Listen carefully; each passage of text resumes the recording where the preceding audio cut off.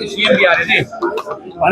देखिए, हमारे गृह मंत्री जी बीकानेर राजकीय प्रवास पर पधार रहे हैं। आज रात्रि को 10:20 पर यहाँ आएंगे आपके यहाँ, फिर उनका एक सरकारी कार्यक्रम है, उसमें वो जाएंगे। हमारे कार्यकर्ता उनके आगमन पर अभिनंदन करेंगे, स्वागत करेंगे। कल वो वापस निकलेंगे। मदन जी, किस तरह से देखते हैं जब अमित शाह ये कहते हैं कि अगले 3 सालों में देश की सीमा की सुरक्षा अवैध हो जाएगी, और उस बयान के बाद पहला सामरिक दौरा, यूं कह सकते हैं कि बिना चुनाव का अमित शाह का पहला बीकानेर दौरा। तो बिना चुनाव के आए हैं, जनता के बीच में जाएंगे और सरकारी कार्यक्रम है, वो कार्यक्रम अपना करेंगे।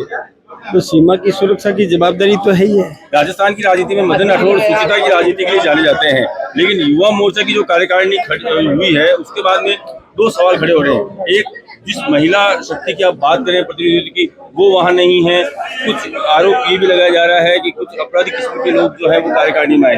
नहीं, अपराधी किस्म का कोई व्यक्ति उसमें नहीं है। और महिलाओं की एक महिला मोर्चा हमारा सक्षम है, मजबूत है, और भी इसमें और जुड़ेंगे। अभी महिला राहुल गांधी के बयान को, प्रधानमंत्री के बयान पर किस तरह से देखते हैं? राहुल गांधी का जो बयान है प्रधानमंत्री को लेकर, उस पर टिकट देखिए, ये मैं सोचता हूँ कि राहुल गांधी जी ने बहुत अभद्र भाषा का प्रयोग किया है।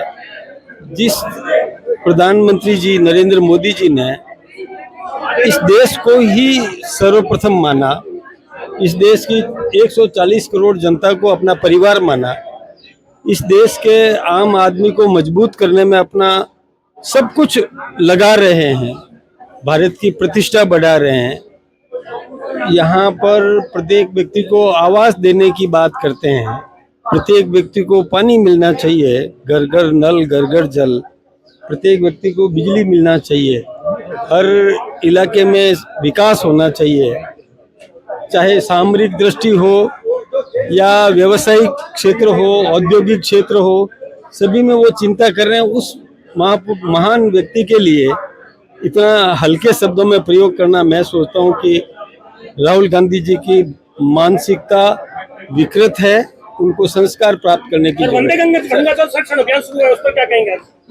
ये देखिए, जल संरक्षण करना ये हमारे भविष्य के लिए अच्छा है, और ये एक हमारे राजस्थान के मुख्यमंत्री जी ने ये प्रयास किया है, वो अनुकरणीय है, प्रशंसनीय है, और हम सबको इसमें सहयोग करना चाहिए। पेट्रोल के दाम 4 बार बढ़ गए, 4थी बार बढ़े हैं, क्या कुछ कहेंगे? देखिए, मैं ये कहूँगा, आप यदि आप जानकार हैं, जागरूक हैं, दुनिया का हिसाब लगा दो। जो मध्य एशिया में युद्ध की विभीषिका है, उसमें क्या स्थितियां बनी है कि किसी देश में 85% बढ़ा, किसी देश में 58% बढ़ा, किसी देश में 34% बढ़ा, हमारे यहाँ पर भी 4.5% बढ़ा है। जनता पर भार तो है, लेकिन अन्य देशों की तुलना में हमारे देश के प्रधानमंत्री जी ने व्यवस्था संभाली।